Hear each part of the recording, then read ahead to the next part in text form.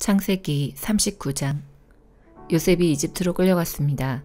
보디발이라는 이집트 사람이 있었는데 그 사람은 파라오의 신하였습니다.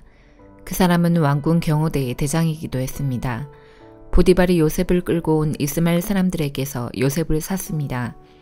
여호와께서 요셉과 함께 하심으로 요셉이 성공하게 되었습니다.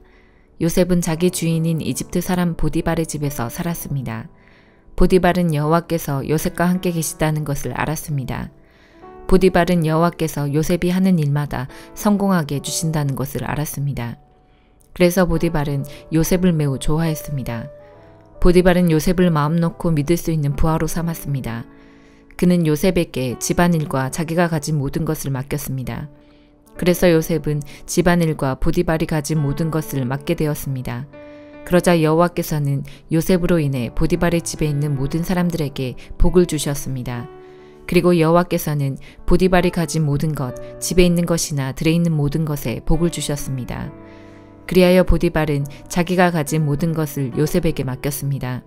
보디발은 자기가 먹는 음식 말고는 요셉이 하는 일에 참견하지 않았습니다. 요셉은 멋지고 잘생긴 사람이었습니다.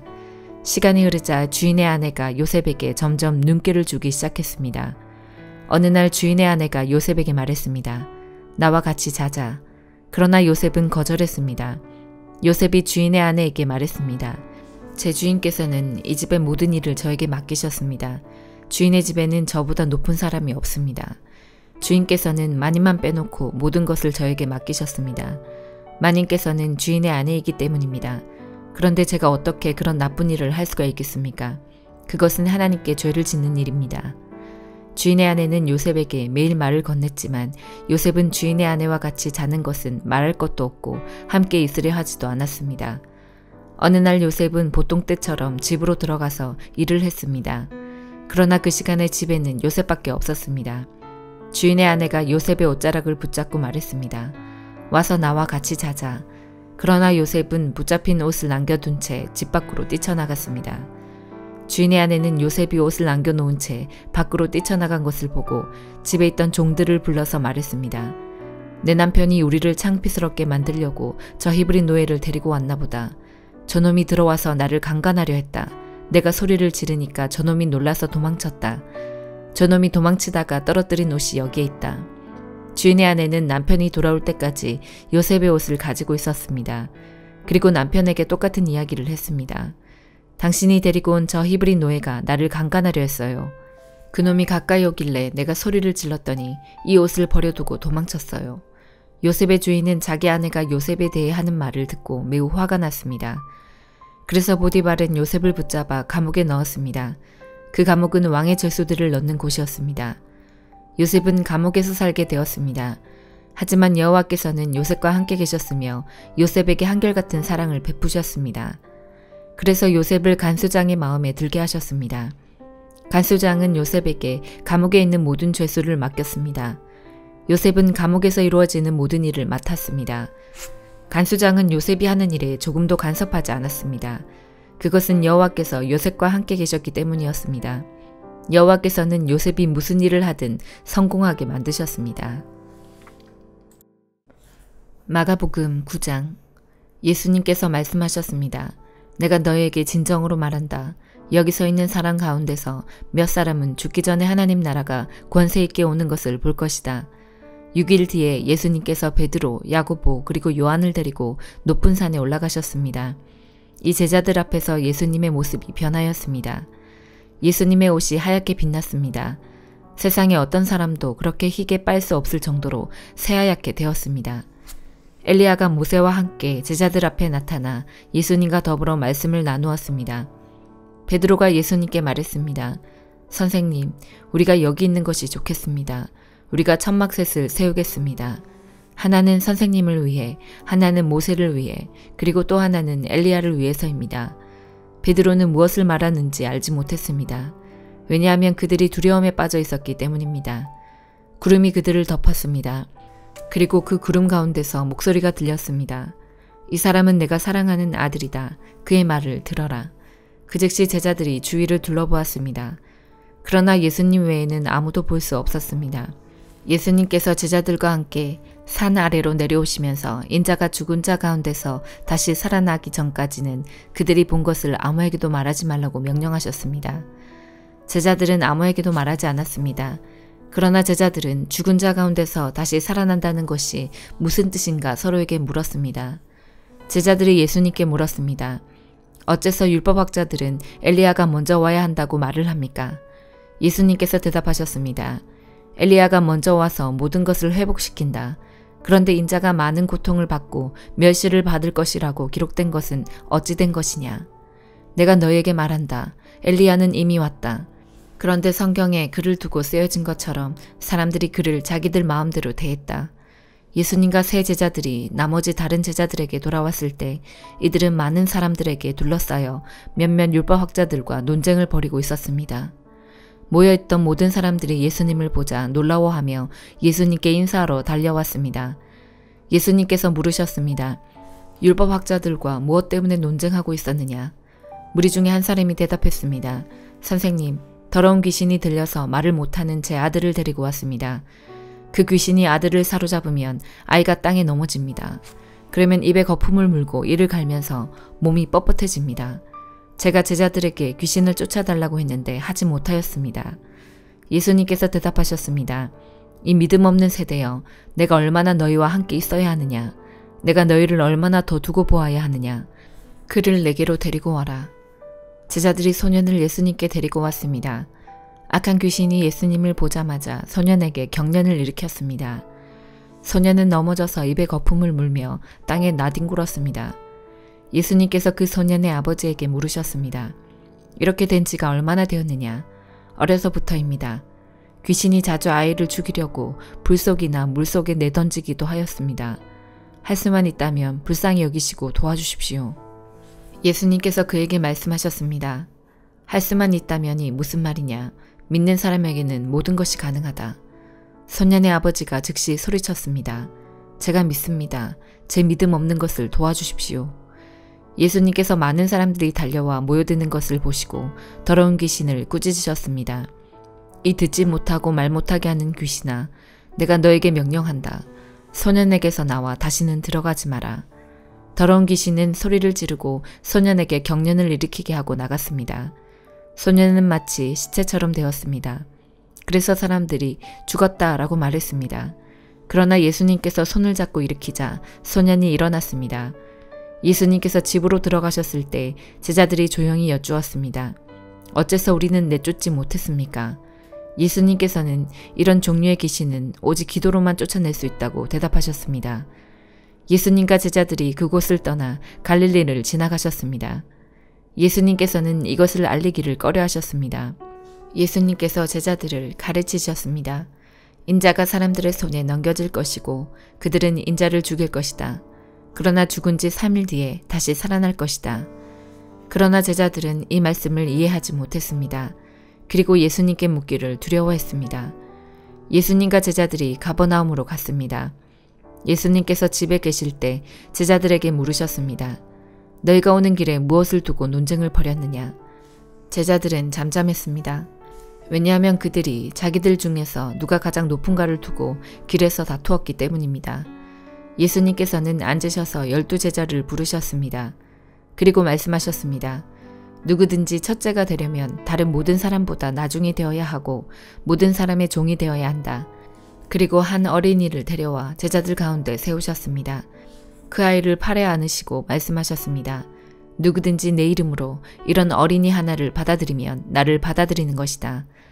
또 누구든지 나를 받아들이는 사람은 나를 받아들인 것이 아니라 나를 보내신 분을 받아들인 것이다. 요한이 예수님께 말했습니다. 선생님, 선생님의 이름으로 귀신을 내쫓는 사람을 보고 하지 못하게 하였습니다. 그것은 그 사람은 우리를 따르지 않는 사람이기 때문입니다. 예수님께서 말씀하셨습니다. 그를 막지 마라. 내 이름으로 기적을 행하고 곧바로 나에 대해서 나쁜 말을 하는 사람은 없다. 우리에게 반대하지 않는 사람은 우리 편이다. 내가 너희에게 진정으로 말한다. 누구든지 너희가 그리스도의 사람이기 때문에 마실 물 한 잔을 건네주는 사람은 결코 상을 잃지 않을 것이다. 또 나를 믿는 어린아이들 가운데 하나를 죄짓게 하는 사람은 차라리 커다란 연자맷돌을 목에 걸고 바다에 빠지는 것이 더 낫다. 만일 네 손이 죄짓게 한다면 그것을 잘라버려라. 두 손을 가지고 지옥에 꺼지지 않는 불 속으로 던져지는 것보다 장애인으로 영원한 생명을 누리는 곳에 들어가는 것이 훨씬 낫다. 만일 네 발이 죄짓게 한다면 그것을 잘라버려라. 두 발을 가지고 지옥에 던져지는 것보다 저는 발로 하늘나라에 들어가는 것이 더 낫다. 만일 네 눈이 죄짓게 한다면 그것을 뽑아버려라. 두 눈을 가지고 지옥에 던져지는 것보다 한 눈만 가지고 하나님 나라에 들어가는 것이 더 낫다. 지옥에서는 벌레도 죽지 않으며 불이 꺼지지도 않는다. 모든 사람이 소금 절이듯 불로 절여질 것이다. 소금은 좋은 것이다. 그러나 만일 소금이 짠맛을 잃으면 무엇으로 다시 짜게 하겠느냐. 서로가 소금을 지니고 화목하게 지내라. 욥기 5장. 불러보게나 자네에게 대답할 자가 있겠는가? 천사에게 도움을 요청하겠나? 분노는 미련한 자를 파괴하고 시기는 어리석은 자를 죽이네. 하나님을 떠난 어리석은 사람이 잠시 성공하다가 갑작스런 재앙으로 망하는 것을 보았네. 그 자녀들이 안전하지 못하니 성문에서 매를 맞아도 구해줄 사람이 없다네. 굶주린 자들은 곡식 한 톨까지 먹어치우고 가시덤불에서도 양식을 구하네. 목마른 자들이 저들의 재산을 탐낸다네. 악은 흙에서 생겨나는 것이 아니고 불행은 땅에서 싹트는 것이 아니라네. 그런데도 인생은 문제를 갖고 태어나네. 그것은 마치 불꽃들이 위로 솟는 것과 같지. 내가 자네라면 하나님을 찾고 내 문제를 하나님께 맡기겠네. 그분은 우리가 알 수 없는 위대하고 놀라운 일들을 셀 수 없이 행하시기 때문이지. 그분이 땅에 비를 내리시고 들판에 물을 보내신다네. 그분은 겸손한 자를 높이시고 애통하는 자들을 안전한 곳으로 이끄시네. 그분은 꾀부리는 자들을 좌절시키시고 그들의 일을 성공할 수 없게 하시네. 자기 자식을 믿는 자들을 스스로 넘어지게 하시고 사악한 자들의 계획을 뒤엎으시네. 그들은 대낮에도 어둠을 만나고 한낮에도 밤인 것처럼 더듬거리지. 그러나 그분은 그런 자들의 칼에서 흉악한 자의 손에서 경건한 자들을 건지시네. 그러니 경건한 사람에게는 소망이 있고 불의는 설 자리가 없지. 하나님께서 잘못을 꾸짖는 자에게는 복이 있으니 전능자의 징계를 거절하지 말게나. 그분은 상처를 입히셨다가도 싸매주시고 치신 후에는 치료해 주시기 때문이지. 그분은 자네를 6번의 공경에서도 건지시고 7번째 공경이 자네를 해치지 못하게 하실 것이네. 그분이 자네를 굶주림의 죽음에서 건지시고 전쟁의 칼에서도 구하시네. 비방을 받아도 안전할 것이며 파멸이 올지라도 두렵지 않을 것이네. 파멸과 굶주림이 올 때에 안심할 수 있고 땅의 들짐승들을 두려워하지 않을 것이네. 자네가 들판의 돌들과 조약을 맺고 들짐승들도 자네와 평화롭게 지낼 것이기 때문이지. 자네의 집이 안전하고 양우리를 살펴보아도 도둑 맞은 것이 없을 것이네. 자네 후손들이 많아져 땅의 풀처럼 될 것이네. 자네는 장수한 후에 무덤에 이를 것이니 이는 마치 곡식단이 추수 때에 타작마당에 도착하는 것과 같지. 보게나 우리의 경험으로는 이것이 사실이라고 확신하네. 이제 자네는 내 말을 듣고 스스로 깨닫게나. 로마서 9장. 나는 그리스도 안에서 진리를 말하고 거짓말을 하지 않습니다. 이것은 성령 안에서 내 양심이 확증하는 사실입니다. 내게는 큰 슬픔이 있고 내 마음속에는 고통이 쉴 새 없이 밀려옵니다. 나는 내 동포, 내 동족들을 위해서라면 나 자신이 저주를 받아 그리스도로부터 끊어줘도 좋다는 각오가 되어 있습니다. 그들은 이스라엘 백성으로서 하나님의 아들이라는 신분을 얻었습니다. 그들에게는 하나님의 영광이 있고 하나님과 맺은 언약이 있고 율법과 성전 예배와 약속들이 있습니다. 족장들이 그들의 조상들이며 그들의 혈통에서 그리스도께서 나셨습니다. 그리스도는 만물 위에 계시는 하나님이시며 영원토록 찬양을 받으실 하나님이십니다. 아멘. 하나님께서 그들에게 하신 약속이 실패로 돌아갔다는 것이 아닙니다. 이스라엘에게서 태어난 사람이라고 해서 다 이스라엘 백성인 것은 아닙니다. 아브라함의 자손이라고 해서 다 아브라함의 자녀인 것은 아닙니다. 하나님께서는 이삭에게서 난 자라야 네 자손이라 부르리라고 말씀하셨습니다. 다시 말해서 자연적인 출생에 의해 태어난 아브라함의 자손이 하나님의 자녀가 되는 것이 아니라 약속의 자녀라야만 아브라함의 자손으로 여김을 받게 된다는 말입니다. 하나님께서 아브라함에게 하신 약속은 이러합니다. 정한 때가 되어 내가 다시 오리니 사라가 아들을 낳을 것이다. 그뿐만이 아닙니다. 리브가가 우리 조상 이삭 한 사람에게서 아이를 임신했을 때에도 그랬습니다. 두 아들이 태어나기도 전에 그리고 그들이 무슨 선이나 악을 행하기도 전에 하나님께서는 선택하시는 목적을 굳게 세우기 위해 리브가에게 다음과 같이 말씀하셨습니다. 형이 동생을 섬길 것이다. 이렇게 말씀하신 것은 하나님의 선택이 사람의 행위가 아니라 불러주시는 분의 뜻에 달려있다는 것을 보여주기 위해서입니다. 이것은 내가 야곱을 사랑하고 에서는 미워했다라고 기록된 대로입니다. 그렇다면 우리가 무엇이라고 말할 수 있겠습니까? 하나님이 공정하지 못하시다고 말할 수 있겠습니까? 그럴 수 없습니다. 하나님께서 모세에게 내가 자비를 베풀고자 하는 사람에게 자비를 베풀고 불쌍히 여기고자 하는 사람을 불쌍히 여기겠다라고 말씀하셨습니다. 그러므로 모든 것이 사람의 요구나 노력에 달려있는 것이 아니라 하나님의 자비에 달려있는 것입니다. 이런 이유로 하나님께서는 파라오에게 내가 너를 왕으로 세운 것은 너를 통해 내 능력을 나타내고 내 이름을 온 땅에 두루 전하기 위함이다 라고 말씀하셨던 것입니다. 그러므로 하나님께서는 그분의 뜻대로 어떤 사람에게는 자비를 베푸시고 또 어떤 사람은 완고하게도 만드십니다. 그러면 여러분 중에서는 나에게 이렇게 말할 사람이 있을지 모르겠습니다. 그런데 왜 하나님께서는 우리가 잘못했다고 우리를 책망하시는가? 하나님의 뜻을 거스를 사람이 누가 있단 말인가? 그러나 사람이 무엇이기에 감히 하나님께 말대꾸한단 말입니까?